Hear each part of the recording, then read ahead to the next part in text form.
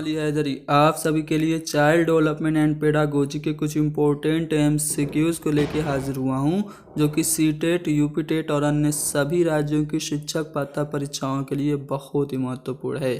तो चलिए शुरू करते हैं। आज का हमारा पहला सवाल का ये जरा कि सूक्ष्म शिक्षण चक्र का पहला पद क्या होता है। तो दोस्तों यहाँ पे सबसे पहले ज़रूरत इस बात की है कि हम लोग सूक्ष्म शिक्षण के बारे में यानी कि माइक्रो टीचिंग के बारे में कुछ महत्वपूर्ण जानकारियाँ हासिल कर लें।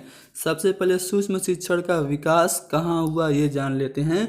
तो अमेरिका में स्टैनफोर्ड यूनिवर्सिटी में सूक्ष्म शिक्षण का विकास हुआ था। कब हुआ था?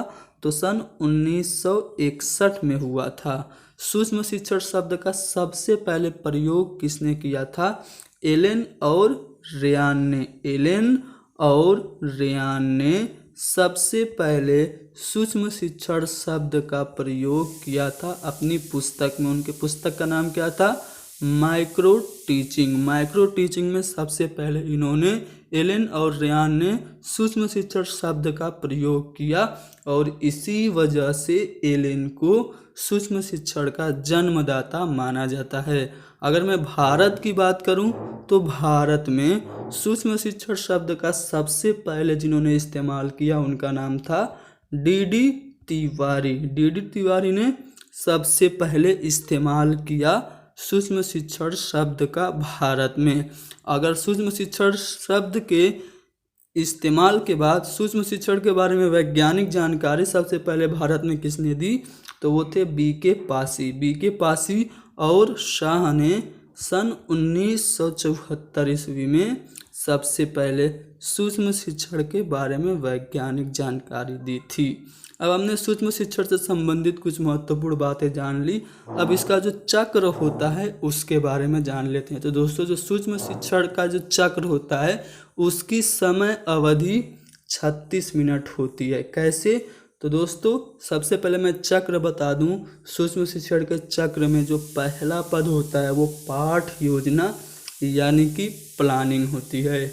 उसके बाद जो दूसरा पद होता है वो टीचिंग यानी कि शिक्षण होता है और शिक्षण की जो समय अवधि होती है वो 6 मिनट होती है, यानी कि 6 मिनट तक हम माइक्रो टीचिंग करते हैं।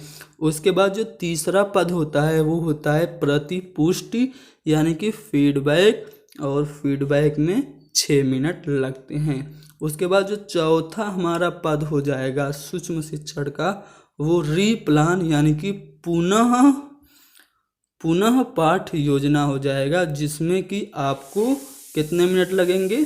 12 मिनट आपको लगेंगे पुनः पाठ योजना में। तो यहाँ पे आप 12 लिख लेंगे। हम जोड़ेंगे कि कितना होता है सूक्ष्म शिक्षण का चक्र का समय अवधि, इसलिए यहाँ पे हम लिख रहे हैं। उसके बाद बात करेंगे रीटीचिंग यानी कि जो 5वां पद होता है सूक्ष्म शिक्षण का वो रीटीचिंग होता है, जिसमें हमें फिर से 6 मिनट लगेंगे और उसके बाद फिर से 6 मिनट फीडबैक में। अगर आप इन सबको ऐड करें तो आपको कितना मिलेगा?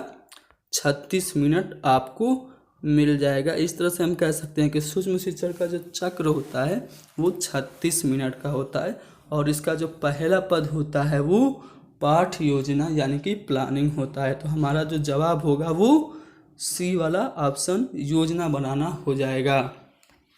अगला सवाल देखते हैं। अगला सवाल ये है कि क्रिया प्रसूत सिद्धांत का प्रतिपादन किसने किया था। दोस्तों, क्रिया प्रसूत सिद्धांत की बात करें तो उसको हम लोग अन्य नामों से भी जानते हैं, जिसको हम लोग नैमित्तिक अधिगम का सिद्धांत के नाम से जानते हैं। नैमित्तिक अधिगम के सिद्धांत के अतिरिक्त इसको हम लोग सक्रिय अनुबंधन के नाम से भी जानते हैं। सक्रिय अनुबंधन, इस सिद्धांत का प्रतिपादन जो किया था वो किसने किया था? B.F. स्किनर ने किया था। बोरहेस फ्रेडरिक स्किनर ने क्रिया प्रसूत अनुबंधन के सिद्धांत का प्रतिपादन किया था और इन्होंने प्रयोग किस पे किया था? चूहे पे और कबूतर पे। चूहे और कबूतर पे प्रयोग किया था B.F. स्किनर ने और उन्होंने अपना जो सिद्धांत दिया था उसका नाम है क्रिया प्रसूत अनुबंधन का सिद्धांत। इसलिए हमारा जो जवाब होगा वो बी वाला ऑप्शन होगा। अगला सवाल है कि छात्र के अवांछित व्यवहार के संशोधन हेतु सबसे प्रभावशाली विधि। छात्रों का जो अवांछनित व्यवहार है, जो गलत बिहेवियर उनमें आ गया है, उसका अमेंडमेंट संशोधन करने के लिए सबसे इफ़ेक्टिव जो मेथड है वो क्या है? क्या हमें उसके माँ बाप को सूचित करना चाहिए, या फिर उसको सज़ा देनी चाहिए, दंड देना चाहिए, या फिर उसे इग्नोर करना चाहिए, नज़रअंदाज करना चाहिए, या अवांछित व्यवहार के कारणों का पता लगाना चाहिए और उपचार का सुझाव देना चाहिए। जी हाँ दोस्तों, अगर किसी भी छात्र के व्यवहार में गड़बड़ी आ रही है तो हमें पहले पता लगाना चाहिए कि उसके व्यवहार में गड़बड़ी क्यों आ रही है। जब हम कारण का पता लगा लें तब उस कमी को दूर करने के लिए उसको सुझाव दें। तो यहाँ पे हमारा चौथा वाला ऑप्शन सही होगा। अगला जो सवाल है वो ये है कि सूची ए तथा सूची बी को सुमेलित कीजिए। यहाँ पे कुछ साइकोलॉजिस्ट हैं और उनकी थ्योरी है। सबसे पहले CL हल हैं, उसके बाद मैकडूगल, उसके बाद फ्रायड और उसके बाद मैस्लो। तो दोस्तों अगर मैं CL हल की बात करूं तो CL हल ने कौन सा सिद्धांत दिया? CL हल ने सिद्धांत दिया प्रणोद अवलोकन का सिद्धांत। अगर मैं आपको मैकडूगल की बात करूं तो मैकडूगल ने मूल प्रवृत्ति सिद्धांत दिया था, जबकि फ्रायड ने मनोविश्लेषण वादी सिद्धांत दिया था और मैस्लो ने आपका जो सिद्धांत दिया था वो आवश्यकता या मांग का सिद्धांत यानी कि नीड थ्योरी दी थी। अब हमने यहाँ पे दोनों लिस्ट देख ली, अब हमें ऑप्शन में जाना है और ये बताना है कौन सा वाला ऑप्शन सही है। तो दोस्तों अगर आप लोग ध्यान दें तो यहाँ पे CL हल ए है और ए के लिए जो सही कूट है वो चौथा वाला है। तो ए के लिए 4 हमें देखना पड़ेगा कहाँ पे है। तो यहाँ पे देखिए B, C और D तीनों में ए के लिए 4 है। बढ़ते हैं और उसके बाद मैकडूगल की बात करते हैं। तो मैकडूगल के लिए जो सही है लिस्ट वो कौन सी है? मूल प्रवृत्ति है। तो अब B में 2 क्या है? तो B में 2 आपका यहाँ पे 2 है, ठीक है। आपका A और D आपका गलत हो गया। अब B और C में आपको देखना है। उसके बाद तीसरी तरफ चलेंगे तो तीसरा है फ्रायड, ठीक है। सिगमंड फ्रायड ने मनोविश्लेषणवादी सिद्धांत दिया था, तो C का आपका 3 हो जाएगा। आप देखिए C और 3 कहाँ पे है?